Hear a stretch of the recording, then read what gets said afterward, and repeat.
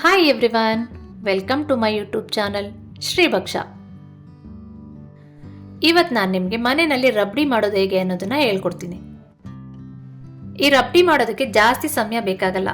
ಒಂದು 10 to 12 ಮಿನಿಟ್ಸಲ್ಲಿ ಈ ರಬ್ಡಿನ ready ಮಾಡ್ಬೋದು. ಮನೆಗೆ ಯಾರಾದರೂ ಗೆಸ್ಟ್ ಬಂದಾಗ ಅಥವಾ ಮಕ್ಕಳು ಏನಾದರೂ ಸ್ವೀಟ್ ಬೇಕು ಅಂದಾಗ ಹೊರಗಡೆಯಿಂದ ಸ್ವೀಟ್ಸ್ನ ಆರ್ಡ್ರ್ ಮಾಡಿ ತರಿಸೋದ್ರ ಬದಲು ಮನೇಲಿ 10 ಮಿನಿಟ್ಸಲ್ಲಿ ಈ ರಬ್ಡಿನ ರೆಡಿ ಮಾಡ್ಬೋದು. ಒಂದ್ಸಲ ಈ ರಬ್ಡಿನ ನೀವು ಮನೆಯಲ್ಲಿ ಟ್ರೈ ಮಾಡಿ, ಆಮೇಲೆ ನೀವೇ ಮತ್ತೆ ಮತ್ತೆ ಮಾಡ್ಕೊಂಡು ತಿಂತೀರಾ. ಅಷ್ಟು ಚೆನ್ನಾಗಿರುತ್ತೆ ಇದು ತಿನ್ನೋದಕ್ಕೆ.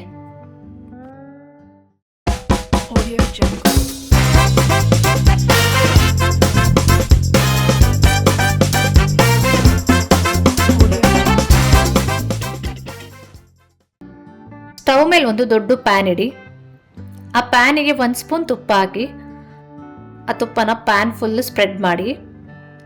ಈ ರೀತಿ ತುಪ್ಪನ ಸ್ಪ್ರೆಡ್ ಮಾಡಿದಾದ್ಮೇಲೆ ಇದಕ್ಕೆ ಹಾಲು ಹಾಕಿ. ನಾನಿಲ್ಲಿ 1 ಲೀಟರ್ ಹಾಲು ತಗೊಂಡಿದ್ದೀನಿ. ಇವಾಗ ಇದಕ್ಕೆ ಮಿಲ್ಕ್ ಪೌಡರ್ನ ಆ್ಯಡ್ ಮಾಡಬೇಕು. ನಾನಿಲ್ಲಿ 1 ಲೀಟರ್ ಹಾಲಿಗೆ 2 ಸ್ಪೂನ್ ಮಿಲ್ಕ್ ಪೌಡರ್ ತಗೊಂಡಿದ್ದೀನಿ.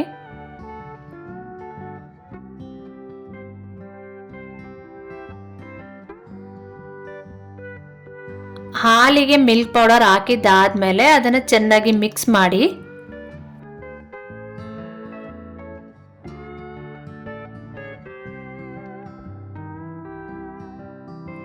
ಆಮೇಲೆ ಇದಕ್ಕೆ ನಾನು ಮಿಲ್ಕ್ ಮೇಡ್ ಆ್ಯಡ್ ಮಾಡ್ತಾ ಇದ್ದೀನಿ. ಇಲ್ಲಿ ನಾನು ಮಿಲ್ಕ್ ಮೇಡ್ನು 2 ಸ್ಪೂನ್ಸ್ ತಗೊಂಡಿದ್ದೀನಿ.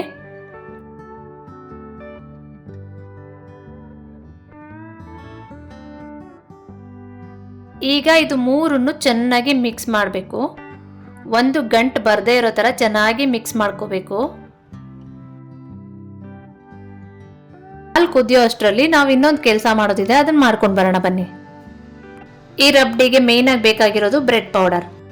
ನಾನಿಲ್ಲಿ 1 ಲೀಟರ್ ಹಾಲಿಗೆ 5 ಪೀಸಸ್ ಆಫ್ ಬ್ರೆಡ್ನ ತಗೊಂಡಿದ್ದೀನಿ. ಮೊದಲು ನಾವು ಈ ಬ್ರೆಡ್ದು ಸೈಡ್ಸ್ ಎಲ್ಲ ಕಟ್ ಮಾಡಿ ಇಟ್ಕೊಂಡ್ಬಿಡೋಣ. ಈ ರೀತಿ ಸೈಡ್ಸ್ ಎಲ್ಲ ಕಟ್ ಮಾಡಿದ್ದಾದ್ಮೇಲೆ ಬ್ರೆಡ್ನ ಚಿಕ್ಕ ಚಿಕ್ಕದಾಗಿ ಪೀಸ್ ಮಾಡಿ ಇಟ್ಕೊಳ್ಳೋಣ. ಈ ರೀತಿ ಚಿಕ್ಕ ಚಿಕ್ಕದಾಗಿ ಪೀಸ್ ಮಾಡಿದಾದ್ಮೇಲೆ ಇದನ್ನ ಮಿಕ್ಸಿ ಜಾರ್ಗೆ ಹಾಕಿ ಪೌಡರ್ ಮಾಡಿ ಇಟ್ಕೊಳ್ಳೋಣ. ಇವಾಗ ಹಾಲು ಬಿಸಿ ಆಗಿದೆ. ಈ ಹಂತದಲ್ಲಿ ನಾವು ಬ್ರೆಡ್ ಪೌಡರ್ನ ಇದಕ್ಕೆ ಮಿಕ್ಸ್ ಮಾಡೋಣ. 2 ಬೌಲ್ ಬ್ರೆಡ್ ಪೌಡರ್ನ ನಾನಿಲ್ಲಿ ಆ್ಯಡ್ ಮಾಡ್ತಾ ಇದ್ದೀನಿ. ಬ್ರೆಡ್ ಪೌಡರ್ನ ಆ್ಯಡ್ ಮಾಡಿದಾದ್ಮೇಲೆ ನಾವು ಎಲ್ಲಾನು ಚೆನ್ನಾಗಿ ಮಿಕ್ಸ್ ಮಾಡೋಣ. ಸ್ವಲ್ಪ ಇದು ಹಾಲು ಕುದಿಯೋವರೆಗೂ ತಿರುಗಿಸ್ತಾನೆ ಇರೋಣ. ಈ ರೀತಿ ಹಾಲು ಕುದಿಯುವಾಗ ಇದಕ್ಕೆ ನಾವು ಸಕ್ಕರೆ ಮಿಕ್ಸ್ ಮಾಡೋಣ. ಇಲ್ಲಿ ನಾನು 7 ಸ್ಪೂನ್ ಸಕ್ಕರೆ ತಗೊಂಡಿದ್ದೀನಿ. ಇವಾಗ ನಾನಿಲ್ಲಿ 4 ಸ್ಪೂನ್ ಸಕ್ಕರೆನ ಆ್ಯಡ್ ಮಾಡ್ತಾ ಇದ್ದೀನಿ. ಇನ್ನು 3 ಸ್ಪೂನ್ ಸಕ್ಕರೆನ ಹಂಗೆ ಎತ್ತಿಟ್ಟಿರೋಣ. ಅದನ್ನೇನ್ ಮಾಡಬೇಕು ಅಂತ ನಾನು ಮುಂದೆ ತೋರಿಸ್ತೀನಿ. ಸಕ್ಕರೆ ಹಾಕಿದ್ಮೇಲೆ ಹಾಲನ್ನ ಮತ್ತೆ ಚೆನ್ನಾಗಿ ಮಿಕ್ಸ್ ಮಾಡೋಣ. ಈ ಟೈಮಲ್ಲಿ ನಾನು ವೆನಿಲಾ ಎಸೆನ್ಸ್ನ 3 to 4 ಡ್ರಾಪ್ಸ್ ಹಾಕ್ತಾ ಇದ್ದೀನಿ. ನಾನಿಲ್ಲಿ ವೆನಿಲಾ ಫ್ಲೇವರ್ ಯೂಸ್ ಮಾಡ್ತಾ ಇದ್ದೀನಿ. ನಿಮ್ಗೆ ಯಾವ ಫ್ಲೇವರ್ ಬೇಕು ಅನ್ಸುತ್ತೋ ಆ ಫ್ಲೇವರ್ ಎಸೆನ್ಸ್ನ ನೀವು ಯೂಸ್ ಮಾಡ್ಕೋಬಹುದು.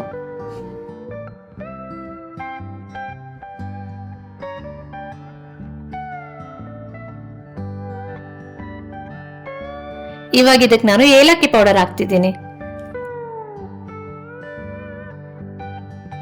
ಒಂದು 1/4 ಸ್ಪೂನ್ ಏಲಕ್ಕಿ ಪೌಡರ್ ಹಾಕ್ತಿದ್ದೀನಿ. ಇದಾದ್ಮೇಲೆ ನಾವು ಡ್ರೈ ಫ್ರೂಟ್ಸ್ನ ಆ್ಯಡ್ ಮಾಡೋಣ. ಆಲ್ರೆಡಿ ನಾನಿಲ್ಲಿ ಡ್ರೈ ಫ್ರೂಟ್ಸ್ನ ಕಟ್ ಮಾಡಿ ಇಟ್ಟಿದ್ದೀನಿ. ಇವಾಗ 2 ಸ್ಪೂನ್ ಗೋಡಂಬಿ ಹಾಕ್ತಾ ಇದ್ದೀನಿ. 2 ಸ್ಪೂನ್ ಪಿಸ್ತಾ ಹಾಕ್ತಿದ್ದೀನಿ.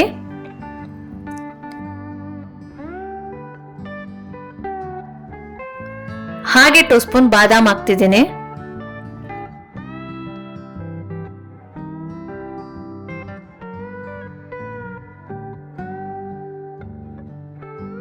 ಎಲ್ಲ ಹಾಕಿದ್ಮೇಲೆ ಇದನ್ನ ಮತ್ತೆ ಒಂದ್ಸಲ ಚೆನ್ನಾಗಿ ಮಿಕ್ಸ್ ಮಾಡಿ. ಈಗ ಸ್ಟವ್ನ ಲೋ ಫ್ಲೇಮ್ ಮಾಡೋಣ. ಇದು ಲೋ ಫ್ಲೇಮಲ್ಲೇ ಕುದೀತಾ ಇರಲಿ. ಅಷ್ಟರಲ್ಲಿ ನಾವು ಆ ರಿಮೈನಿಂಗ್ ಸಕ್ಕರೆ ಇತ್ತಲ್ವಾ, ಅದನ್ನ ಏನ್ ಮಾಡ್ಬೇಕು ಅಂತ ನೋಡ್ಕೊಂಡ್ ಬರೋಣ ಬನ್ನಿ. ಇವಾಗ ಇನ್ನೊಂದು ಒಲೆ ಮೇಲೆ ಸಣ್ಣದೊಂದು ಪ್ಯಾನ್ ಇಡೋಣ. ಈ ಪ್ಯಾನಿಗೆ ರಿಮೈನಿಂಗ್ ಶುಗರ್ ಎತ್ತಿಟ್ಟಿದ್ವಿ ಅಲ್ವಾ, ಆ ಸಕ್ಕರೆನ ಇವಾಗ ಇಲ್ಲಿ ಆ್ಯಡ್ ಮಾಡ್ತಾ ಇದ್ದೀನಿ. 3 ಸ್ಪೂನ್ ಸಕ್ಕರೆನ ಇಲ್ಲಿ ಹಾಕ್ತಿದ್ದೀನಿ ನಾನು. ಇಲ್ಲೂ ಸ್ಟವ್ನ ಲೋ ಫ್ಲೇಮಲ್ಲೇ ಇಟ್ಕೊಂಡು ಸಕ್ಕರೆ ಹಾಕೋಣ.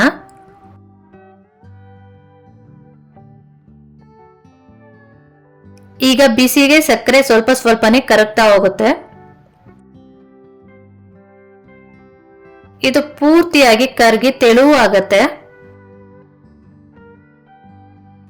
ನೋಡಿ, ಈ ತರ ತೆಳು ಆದ್ಮೇಲೆ ನಾವು ಸ್ಟವ್ ಫ್ಲೇಮ್ನ ಆಫ್ ಮಾಡ್ಕೊಳ್ಳೋಣ. ಈಗ ಈ ರೀತಿ ಮೆಲ್ಟ್ ಮಾಡಿರೋ ಶುಗರ್ನ ನಾವು ಸ್ವೀಟ್ಗೆ ಆಡ್ ಮಾಡೋಣ. ಈ ರೀತಿ ಶುಗರ್ನ ಮೆಲ್ಟ್ ಮಾಡಿ ಹಾಕೋದ್ರಿಂದ ರಬಡಿ ಕಲರ್ ಚೇಂಜ್ ಆಗುತ್ತೆ.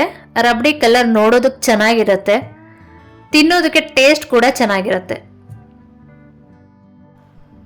ಎಲ್ಲ ಹಾಕಿದಾದ್ಮೇಲೆ ಇದನ್ನ ಚೆನ್ನಾಗಿ ಇನ್ನೊಂದ್ಸಲ ಮಿಕ್ಸ್ ಮಾಡಿ ಒಂದು 2 ಮಿನಿಟ್ಸ್ ಹಾಗೆ ಇದನ್ನ ಕುದಿಯೋದಕ್ಕೆ ಬಿಡಿ. ನೋಡಿ, ರಬಡಿ ಇವಾಗ ಇದು ಚೆನ್ನಾಗಿ ಆಗಿದೆ. ಈ ಕನ್ಸಿಸ್ಟೆನ್ಸಿಗಾದ್ರೆ ಸಾಕು, ಯಾಕಂದ್ರೆ ಇದನ್ನ ಬಿಸಿಲಿ ತಿನ್ನಕ್ಕಾಗಲ್ಲ. ಇದು ತಣ್ಣಗಾದ್ಮೇಲೆ ಇನ್ನೂ ಸ್ವಲ್ಪ ಗಟ್ಟಿ ಆಗತ್ತೆ. ಸ್ಟವ್ ಆಫ್ ಮಾಡಿ ಇದನ್ನ ಸ್ವಲ್ಪ ತಣ್ಣಗಾಗಕ್ ಬಿಡೋಣ. ನೋಡಿ, ರಬಡಿ ಈಗ ಪರ್ಫೆಕ್ಟ್ ಆಗಿ ರೆಡಿಯಾಗಿದೆ. ಈಗ ರೆಡಿಯಾಗಿರೋ ರಬಡಿನ ಒಂದು ಸರ್ವಿಂಗ್ ಬೌಲ್ಗೆ ಹಾಕೋತಾ ಇದ್ದೀನಿ.